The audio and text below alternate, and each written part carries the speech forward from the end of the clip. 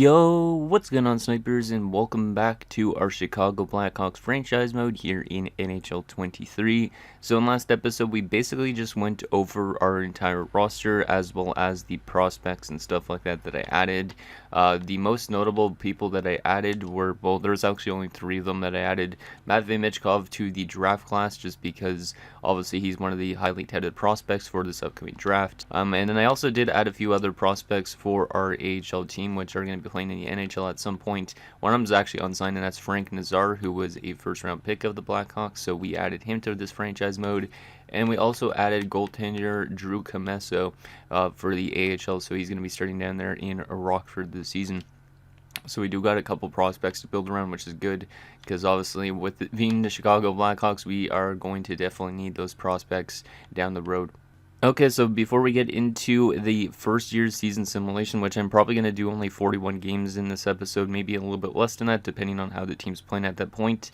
We do have a number of comments to go over, so let's get into those, because we got a couple of them that I actually want to go over for sure. So the first one is from Jay Bryland, Sabres fan. He says, trade Kane to Buffalo for a second, and obviously you guys can tell why he's saying that, because he's a Sabres fan, and he just wants to fleece the Chicago Blackhawks. So we're not going to trade him to Buffalo for a second round pick, but we might trade him to Buffalo at some point in order to get back a lot of good prospects. Like maybe we could take back somebody like, I don't know, Peyton Krebs or somebody young on that roster and get a good draft pick in as well, because Kane has a lot of value and should be interesting to move him out for something decent to help us out down the road. The next comment is from Hockey Guy 88. He says, a few thoughts. Number one, Seth Jones is overrated. He's good offensively, but he's pretty bad defensively. I think 82 to 83 overall is a bit more realistic for him. Regardless, you definitely need to move him ASAP. So, yeah, we're definitely going to try and find a way to get rid of Seth Jones' contract. But obviously, in order to do so, we might have to give up like a prospect or a pick with him in order for a team to accept it. If that's the case, then that might have to be the problem. So we could honestly just add a prospect into that mix, or we could wait a few years and then deal him away, because I'm pretty sure he simulates decently, but there's that. He also says 82 overall is a little high for Jake McCabe. I have him at 80 overall. 3, Lucas Reichel should definitely be a medium top 6. He led Rockford in points last season with 21 goals and 57 points in 56 games as a 19-year-old. So I would up players and edit player overalls and potentials and stuff like that, but I'm not really into that type of thing. So unfortunately, we are going to have to leave Reichel as a low top 6 and hope that he develops. And then the fourth thing he says is definitely trade Kane, but Toews might be a little harder to move because of his salary. However, I would retain salary on both of them since the cap won't be an issue anyways, and you'll be able to get more value for them. So yeah, we'll probably end up having to retain, like, we could try and retain like 50%. It's only for 1 year. Like, it's not that bad, so we might be able to retain up to 50%, which would be like, because I think they're making like 10.5 each, so we'll probably retain like 5.75 we can at most, but we could try and retain like $4 million, so then Kane's like a $6 million player, that type of thing. So, and I do agree about Toews being a little bit harder to move just because he's got a little bit of a low value and he's got a big salary. So next comment is from Ezra Hambrick. He says, I am not a franchise mode player, so I know nothing about what would make a good/smart trade, so feel free to roast me. My idea would be to try and keep Kane throughout the first season and trade him for a high draft pick. Whenever I see franchise modes in Chicago always seems to do fairly well, and Kane usually has pretty good season, so his trade value shouldn't decline. Then if Chicago plays well and misses out on a top pick, you could always trade up in the draft. Again, probably a terrible idea, but I'm trying. Laughing faces, excited for the series. So basically, like what Penn's Gaming was saying to his reply, it didn't make really sense to hold on to Kane up until the draft, because obviously he's a pending UFA. So if we were to trade him away, a team wouldn't want to re-sign him, or a team would try and re-sign him, but maybe he'd just be like, no, I don't want the money, and then basically just walk for nothing. So I don't think we'd be able to move Kane, unfortunately, at the draft. But thanks for the suggestion there, Ezra. Next comment is from Flame Husky. He says, this is my plan for Patty Kane. Trade him to the Rangers for a package of prospects, Robertson, Schneider, Guerin, for example, or one of their elite wingers like Kako or Laffy. So I don't know how close the Rangers are to the max cap, but that could be something we do, is trade Kane to the Rangers. Depends on where he really fits. Like, I want to trade him definitely to a contending team, because that makes more sense than trading him to a rebuilding team. But I'm not sure if the Rangers could afford him cap-wise. Yeah, it doesn't look like they would be able to, so we'd basically have to probably retain like half the salary and then take back somebody that's making a decent amount of money for like a year, and then take some prospects and all that type of thing. So we could probably make something work with the Rangers, but we're definitely going to have to finesse our way into making a trade with them. Our next comment is from Jared Smith. He says, "Hey Snipes, Chicago fan here. Excited you're going to be rebuilding the Hawks. Also, Korchinski is elite. He, as an 18-year-old, he fit in quite well within those preseason games. So I still don't know if he's elite, though. Just because he was a top 7 pick, I don't know if he's actually elite. Like, we have to wait till he actually gets some NHL games in before I would consider him elite. Like, maybe he's going to be a really good elite defenseman at some point, but I just don't really know if he's going to be that guy or not. Like, he's definitely our best defensive prospect, but I just don't really know if he's actually going to be that elite offensive defenseman that this game says he's going to be. So, because sometimes EA just overrates people based on where they're drafted. Like, just because Korchinski is a top 10 pick, doesn't that make him elite? Probably not. Like, there's a lot of guys in the top 10 that end up, like, not panning out. So, I know Korchinski is going to be good, but I don't know for sure if he's going to be elite or not. Next comment is from Yo-Yo What's Up 101. Interesting username there, man. He says, "Excited to see this franchise start. Best thing to do is to trade Kane and Toews for prospects for the long run, because we already had, we're already a bad team, so we don't need to draft. We don't need draft picks. So he's saying basically Kane and Toews should be traded for prospects instead of picks. Which what picks do we even have this year? Because I don't even think I know what the Blackhawks have for picks. Like, do we have more than one first-round pick this year? Oh, yeah, we do. We have Tampa's first rounder. Yeah, that's right. So we got 2 first rounders because of the Brandon Hagel trade, I think, and then 2 second rounders, 2 thirds, a 4th, a 5th, and a 7th. So I see what you mean. We probably don't need to trade for picks necessarily. We could always trade for prospects and build up our prospect pool a little bit more. But if we need to, we could always get picks as well. Just because this first year draft, I'm pretty sure is a pretty good draft, but who knows. And the final comment is from Pens Gaming 7. He says, "Excited to see another one of your franchise mode. I hope you'll consider sending Kane back to Buffalo, his hometown. Although the Sabres aren't a contender, they are a young team who's actually playing well right now," which is true in real life. They are playing well right now. They actually just came off a loss though, which is kind of surprising. But yeah, Buffalo's been doing pretty good in real life. So if they simulate well in this, obviously it would be nice to trade Patrick Kane to his hometown team. But if for some reason they're not playing good, then I probably would trade him to the team like the Rangers, like I suggested, just because the Rangers are actually, at least in New York, Rangers play at least somewhat close to Buffalo, I guess, because Buffalo's in northern New York, and New York City is obviously like more kind of like southern New York, I guess. So I don't even really know how to explain it. But anyways, those were the comments I got in the last episode. So let's get into the season simulation and make sure our lines are set up properly. And yeah, we'll simulate 41 games maybe at most in this episode, maybe a little bit less, depending on how this team actually does. I guess we should send Alex Vlasic down to the AHL. Yeah, I'm going to send Vlasic down to the AHL because he shouldn't be up here as a scratch. It just doesn't make sense with how young he is. Because if we want him to get development, we need him in the minors. So, wait, is Phil Bruce in the lineup? I didn't even see that. Because maybe I'll send down Phil Bruce instead, even though I know people that are saying that Phil Bruce is actually doing pretty good over there. Like, Vlasic might be the better option to play in this lineup. Yeah, I think I would rather play Vlasic in the lineup, but is there anybody in the AHL? Clendening. Yeah, we'll call up Clendening. We'll send down Vlasic and Roos.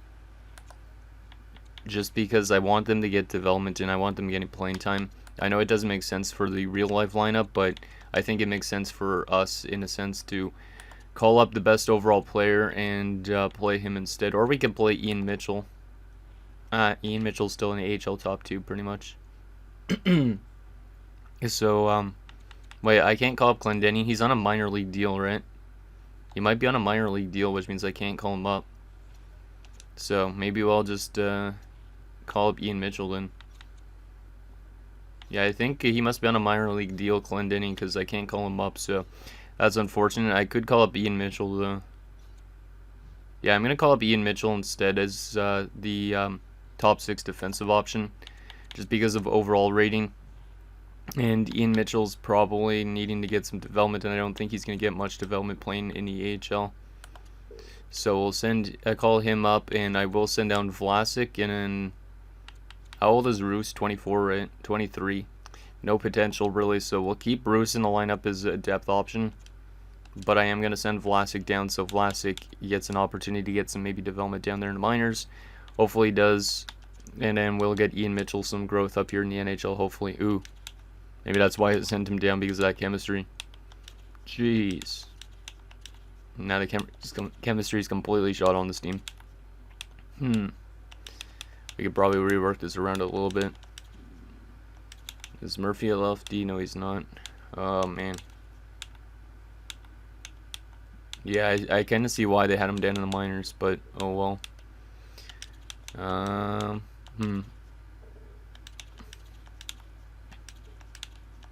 don't even really know what to do. I don't even know what to do. Let's just put the two Joneses together, since apparently they have chemistry, which is kind of funny. And what do we do? Let's just go with this. So Jake McCabe and Ian Mitchell playing on the top 6 pairing instead. Doesn't really matter too well. Blackwell and Lafferty can be depth options. How old is Lafferty? 27. Damn, I didn't realize he was that old already. We'll take out Reese Johnson maybe. And maybe let's just leave the rest of the lineup the same. We'll kind of like alternate it around a little bit, but for right now that should be fine. This is a pretty terrible looking team, so we shouldn't simulate too good. I hope at least. And we'll leave Reichel in the minors as well, just because we need Reichel to get development, so he can technically play in the NHL at this point, but I will leave him down there in the minors for 1 year and see if he jumps up. Okay, so our lines are set. Let's simulate through the preseason and see how this team does. And like I said, I think I'll simulate like around 41 games. I might only do like 30 something, just to kind of see how our team is doing up to a certain point. And then we'll look at potential trade options for next episode, because next episode I'll probably get the deadline done and maybe the rest of the season simulation, just because we might as well look at potential trades. And we're getting already offered a trade from the Rangers for Colin Blackwell, which is kind of funny. Let me actually edit my trading block, because I have not done that yet. Let's remove everything on this block, and and we'll add Patrick Kane obviously to the block, because he's the big one. We'll add Seth Jones, and we will also add Jonathan Toews. Anything else we want to add to the block? Let me just sort this by age. Jack Johnson isn't probably going to fetch us really anything. Tyler Johnson maybe? Yeah, let's put Tyler Johnson on the block just because of the age and stuff like that. Who else do we got here? Oh yeah, what about Athanasiou and Domi? Who's got more value, Athanasiou or Domi? Probably Domi, right? Yeah, Domi. Let's throw Domi on the block as well, just to add a little bit more value to the trade block and see if we get any good offers thrown at us. Actually, I should edit on what we want in return for them. Yeah, I'm going to edit that quickly as well. Sorry about the little bit of a long start to the episode. How did we do preseason-wise? 3-3-1. Better than I expected, to be honest. But let's go to the trading block. I don't really edit my trading block that often. Like, I don't think I really did that much in my Arizona series, but let's see. Wants, we'll change all this over a little bit. We'll up this potential to 2 stars, so at least some of it's good. And maximum age of like 26, I guess. Yeah, let's go 17 to 26. And then we'll also edit this any forward 17 to 26, up that to 2 stars at least. Actually, I should edit the medium first. But yeah, hopefully we get some good offers thrown at us, because if we get a good offer thrown at us, maybe we'll accept that in next episode. I don't know. Any defenseman, 2 stars, there you go. And now we should hopefully get some good offers thrown at us. And we'll take current picks. We'll only take 4th plus rounders, because I don't care about the 4th round picks on. I'll definitely take 1st, 2nd, or 3rds though. And there you go. Okay, so our block is set. Let's start simulating and see how we do. We'll probably simulate like a month at a time. And yeah, hopefully this team tanks, and hopefully we get either Connor Bedard or Michkov in this upcoming draft, because I do not want to make the playoffs randomly, because if this game makes us make the playoffs in year 1, it will be kind of weird. So 7-1 loss to start the season, but then we beat Vegas and San Jose, which is kind of eh. There's a shootout loss, there's a shootout loss, there's a loss, there's a win over the Oilers, and another shootout loss and a loss. So we're 3-3-3. That's a kind of a weird way to start the season. Who's leading our team in points through 9 games? What a surprise, Patrick Kane, 13 points in 9 games. That's definitely going to help up his trade value even more. Let's do another month. See how we do in the month of November. Hopefully we lose a lot more games though. There's a loss, and they want... Oh, that's an interesting offer out of the gate. But we do have to trade away our 3rd round pick in this trade, which I don't like. So we give up a 3rd in Colin Blackwell for Caden Korzak. I don't think Caden Korzak usually pans out in franchise mode, but let me take a look at him. 70 overall at 21. Yeah, I don't think he's going to develop early in being much, but that's an interesting offer though. I wouldn't mind giving up our 3rd round pick, but I don't know. Now we're getting offered the exact same thing we're having to send to Toronto for Semyon Argushintsev, which I don't think he also pans out early, if I'm not mistaken. Yeah, he's already 22 years old and he's 71 only, so no thank you there, Toronto. We need somebody that's going to actually pan out, if possible. Minnesota would trade us a 3rd for Blackwell and a 7th. So basically we move up 4 rounds by getting rid of Blackwell. Now that's a trade I would probably do right now, but I want to wait for your guys' opinions. I think that's a good one to do. Colin Blackwell's not a hugely great player. He's signed for multiple years as well. And then we move up like 4 rounds in the draft, which is not bad. That's for 2024 though, not for this year. So we're going to decline that for now, but just fielding some offers right now at least. The draft class is a little bit weaker than normal apparently, which is kind of weird. Why have we won 3 straight games, 4 straight games, 5? Can you stop winning games, guys? This game is trying to make me make the playoffs year 1, so we're going to have to find a way to trade Kane as soon as possible, because or else this game might make us make the playoffs. Charlie Lindgren is on waivers. Pretty good goaltender, signed for 3 years. It's not bad. That's a better goalie option for backup than what's his name, Alex Stalock, but we don't really need to claim a goaltender on waivers. 3-0 in the simulation, almost playing as good as... Yeah, actually playing better than he was in real life last year with St. Louis. That's kind of crazy how he's actually simulating that good too. I would claim him, but I don't think there's a need for him, so we're going to decline that. So 11, 8, and 3. How many games is that? 22 games?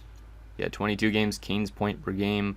And yeah, we're currently in a playoff spot by only by 1 point, so hopefully this team just drops off a little bit. Let's do...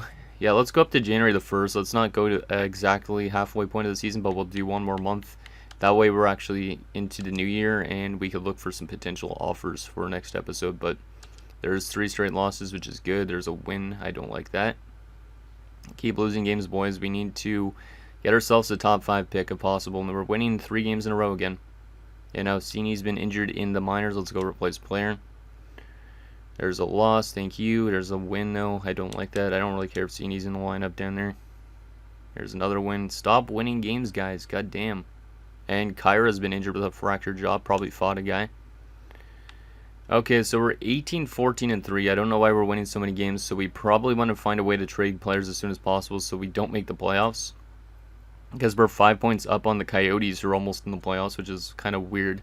This game's simulating really weird right now.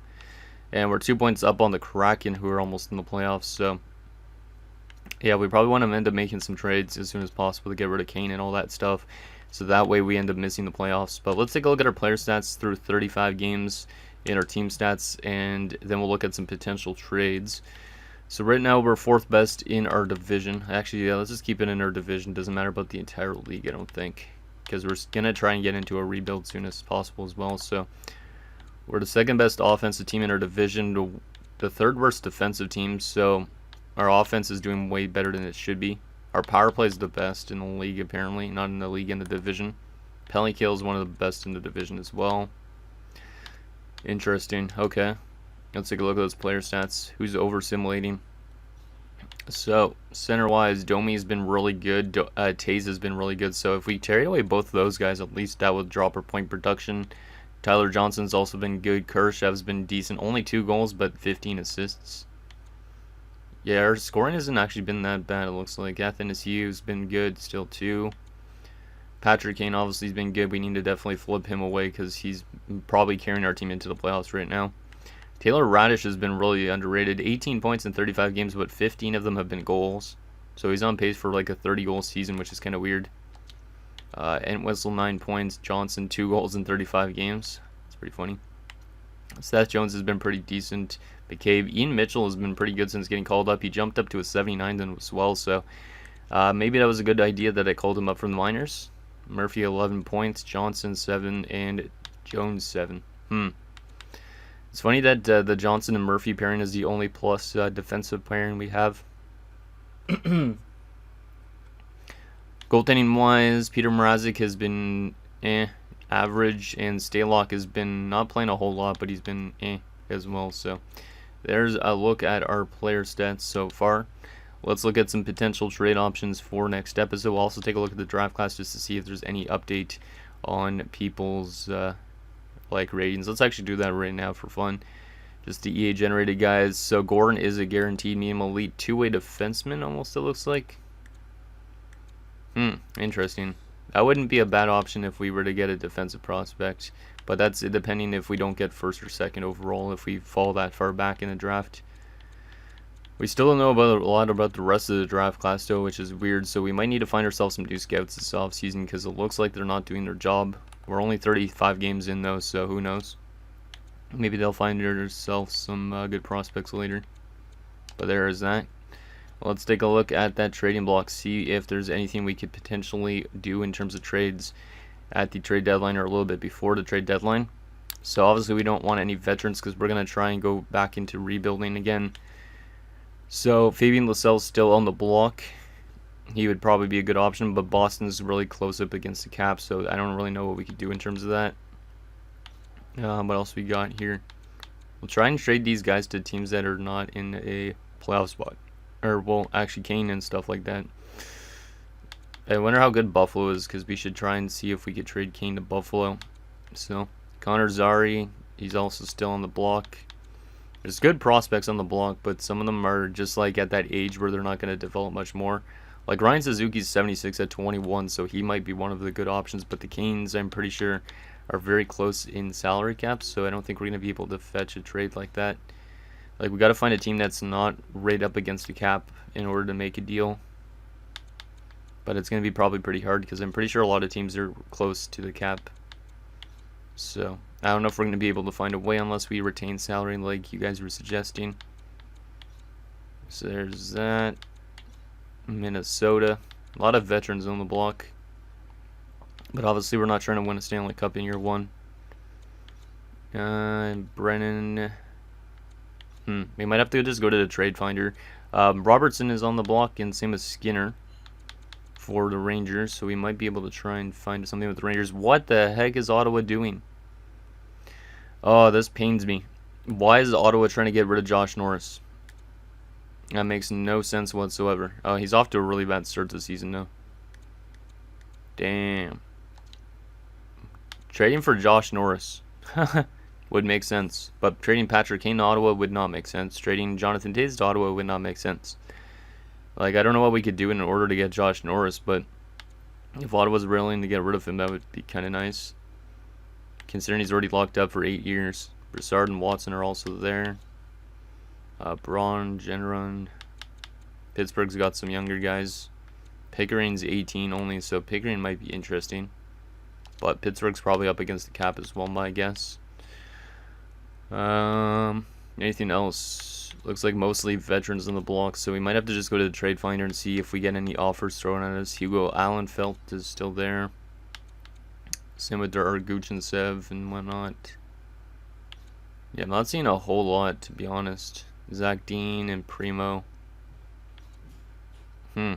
So there is that. Let's just go to the trade finder and see what we could get for guys like Patrick Kane and all those players that we're kind of wanting to trade away. So Patrick Kane could fetch us nothing apparently, because apparently the AIs don't want that.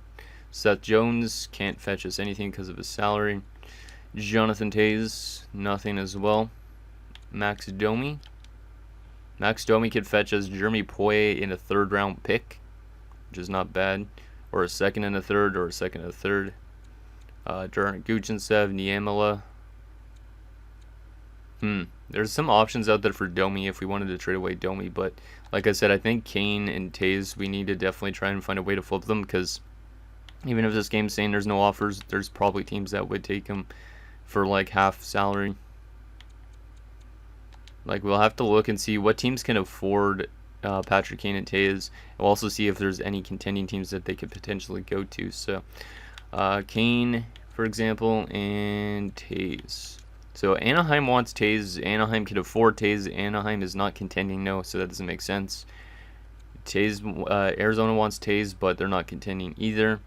Boston wants both of them, but they would be over the salary cap by like $11 million, which means we definitely have to retain and take back a big contract as well. So that really doesn't make sense, I don't think. Buffalo does want Jonathan Toews, but they do not want Patrick Kane, which is kind of weird. Interesting. But Buffalo, I don't know if they're contending really. Calgary wants both, but they'd be way over the cap. Same with the Canes. Colorado doesn't want either of them. Columbus doesn't want.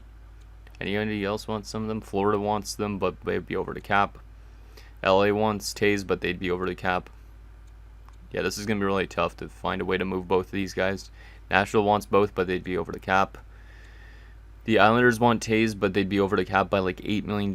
So if we retained half of it, we might be able to swing a deal with them. And they probably have a lot of bad salaries, but I don't know what we could do in terms of that. Like, we'd have to probably take, like, who's on a one-year deal that's making a lot of money.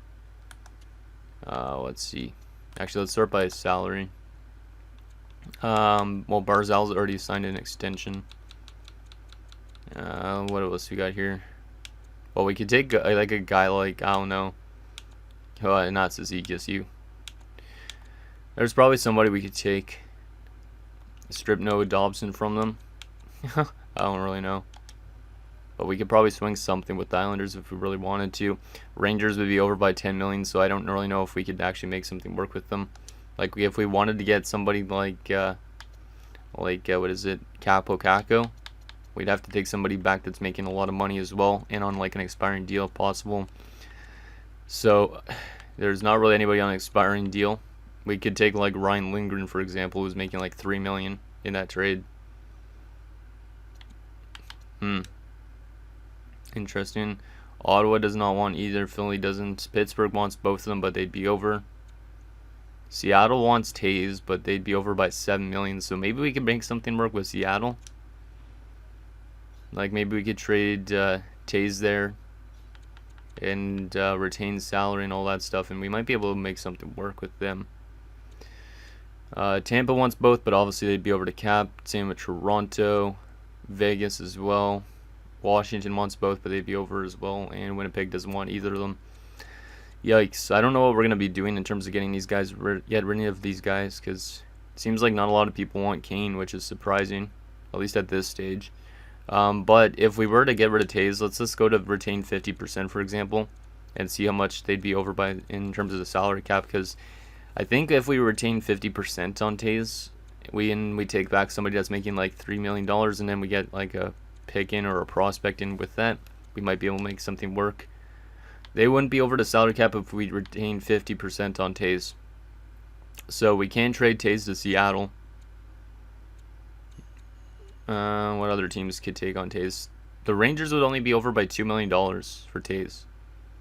And the same thing would be for Kane too, because they're making the exact same amount of money. So we might actually be able to swing something with these guys. Because, like, say if I wanted Robertson in this deal, I might be able to get, like, say, Robertson, and then I'd have to take somebody that's making how much more? Like an extra $2 million. Actually, let me get Capo Caco into this deal for a second. I know this episode's going to be a little bit long because I'm trying to find potential trades already, but we might be able to make something work with, like, a team with retaining exactly 50%. Ooh, Caco's got a lot of value, though. Rangers would be over by $1 million still at that stage. We would need somebody that's making like $3 million to get off their cap books in order to make a deal with them. So, yeah, Ryan Lindgren, for example. And then we would have to... Oh, they'd still be over with Ryan Lindgren. So if we took back another prospect that was making, like, I don't know, Sammy Blaze, for example. So, yeah, we'd be able to do something like this work, like Lindgren and Blaze for Toews. But, yeah, those type of deals are up to you guys if you want to do that type of thing. And we'd probably be able to do the same type of thing with Kane in terms of trading wise. So, If you guys saw any teams that want these guys that we could potentially trade them to for prospects and retain 50% too, let me know down below in the comments. Otherwise, thank you guys so much for watching, and I'll see you guys next time.